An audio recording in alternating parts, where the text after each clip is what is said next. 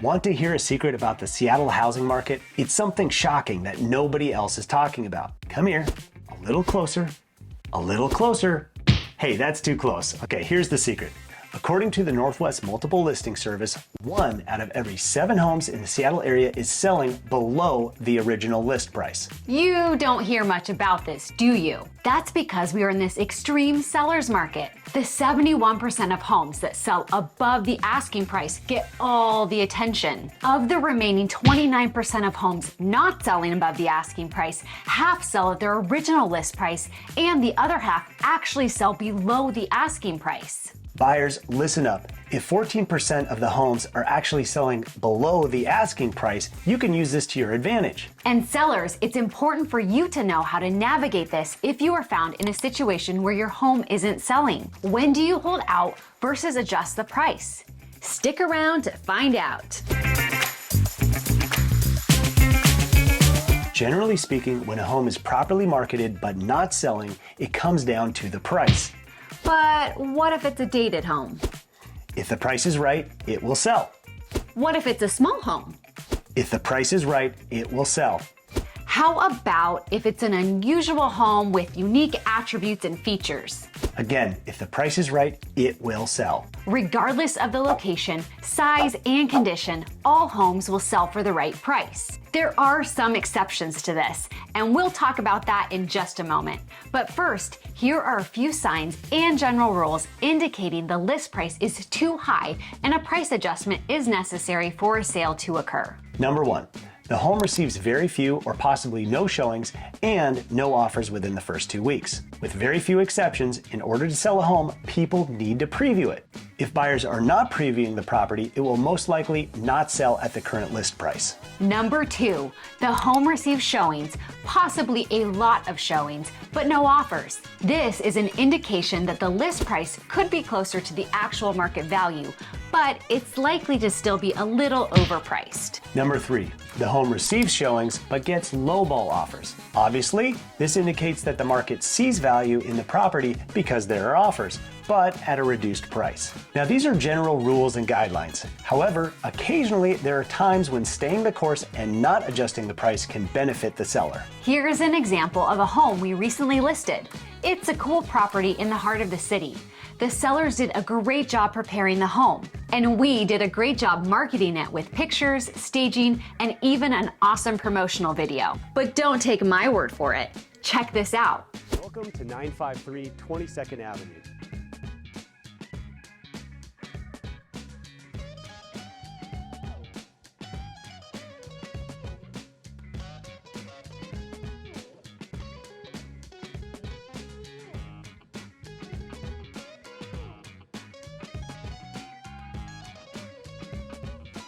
Of course, before going on the market, we did an in-depth comparative market analysis and presented the data to the sellers. After examining the information, they decided and we supported a list price of $1,285,000. Out of the gates, we received a lot of showings. In fact, 38 showings.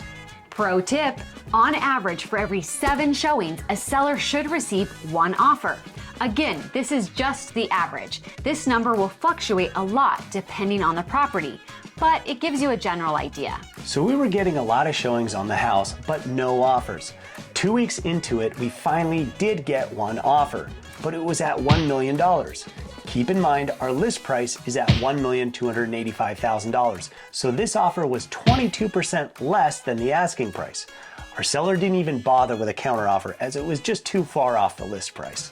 Fast forward 2.5 weeks, there were several days when we didn't have a single showing. In a market as hot as this, you know most homes are selling in less than a week and above the asking price. So this was a bit discouraging to say the least, and an indication that the price might be too high. Why didn't the sellers panic? Because we had done our homework up front, and we knew this home had a couple of unique challenges which would not appeal to a large segment of buyers. The biggest challenge regarding the property is that it doesn't have any garage or off-street parking.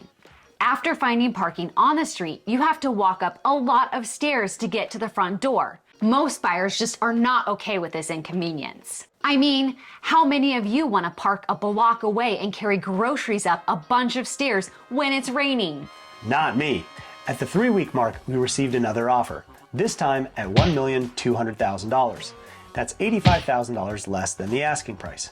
I quickly called the buyer's agents who had shown the home to try and encourage a second offer, and that worked. The second offer we received was at $1,250,000. Ultimately, after a couple rounds of negotiating between the two offers, we got the home sold at the full list price of $1,285,000. No inspection contingency and a quick closing. Success! And our sellers are very happy. With so many showings and no decent offers, why didn't the seller drop the price sooner? The short answer is we had just enough supporting evidence based on the buyer and agent feedback to hold off a little longer before dropping the price. So the question becomes, how do you know if and when to drop the price? Sellers, here are 3 key points for you. The first is the market doesn't lie.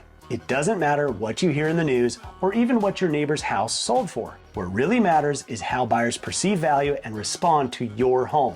It isn't until the home is actually listed that you find out the truth about how the market will respond. Sometimes the market responds better than anticipated, and sometimes it doesn't. Number 2, it is so crucial to get detailed feedback from every agent and their buyers regarding the property. We regularly reach out to any agent after they preview the home to get their honest feedback. We need to hear it. The good, the bad, and the ugly, because it's the market data in real time. With regard to our example, we got the feedback saying the lack of parking was the problem and a deal killer for most buyers. But we also got feedback saying that it's a cool property with a lot of features and benefits, and the price wasn't off by much for the right buyer. Ultimately, after speaking with the sellers, we came to the conclusion that holding off a bit longer before considering a price adjustment could be prudent in order to find that unique buyer. And it paid off. Now, this can be a very slippery slope, and that leads to point number 3. Number 3, after examining the data, don't be afraid to adjust your price down if that's the best course of action. Sellers can actually do themselves a disservice by not dropping the price soon enough if that's what the market indicates. The specifics and details of each scenario are different, so having an experienced and skilled agent to navigate this gray area is crucial. There is a strong correlation. The longer a home sits on the market, the weaker the offers become. Buyers, here's how you can capitalize. If you keep getting beat out on multiple offer situations, then try another approach. Try submitting your offer before the offer review date. Or, related to what we've just been talking about, identify homes that haven't sold after a week or more and that are lingering on the market. You usually won't have to worry about some big bidding war, and this gives you a better position to negotiate price and terms. Heck, you may even get the chance to buy the home for less than the asking price. Nobody else is reporting this.